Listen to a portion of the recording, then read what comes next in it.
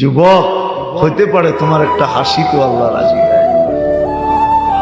কি একটা শিখো, কোথায় হাসি দিলে আল্লাহ রাজি হবে, পাওয়া যায় কিতাবে।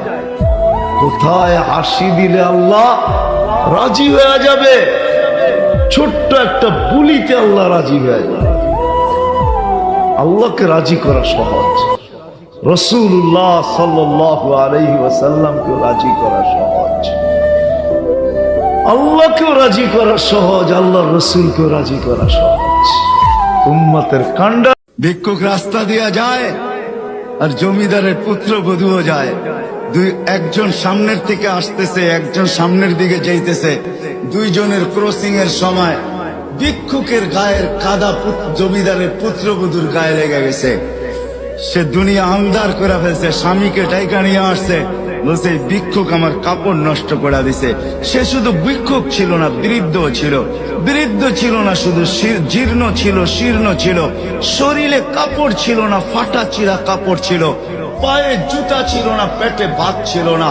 জমিদারের পুত্র সইতে পারে নাই, যৌবনী শক্তি সয় তো সয় কি কইরা, তার স্ত্রীর গায়ে ভিক্ষুকের কাদা, বস সমগ্র শক্তিকে হাতে জমা করা, একত্র করা বৃদ্ধের কালে বসায়।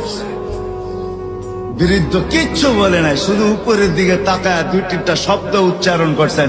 শব্দগুলা হলো ইয়া মান লা তারা হলো ওয়ুন, ও আল্লাহ চোখে দেখা যায় না, ও তারা কুল্লা শাই, তুই সব দেখিস, ফারা তারা মা বি, তুই কি দেখিস না আমার সাথে কি ঘটতেছে, এটা কি দেখিস না?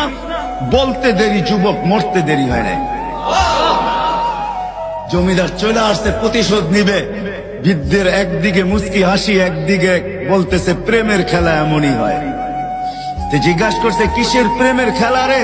বলছে ওর প্রেমিকার গায়ে আমার কাদা লাগছে, পায়ের কাদা লাগছে, ও সইতে পারে নাই, যৌবনী শক্তি দিয়ে আমার বৃদ্ধ গালে বসায় দিছে। আমাকেও একজন ভালোবাসে, সেও সইতে পারে না,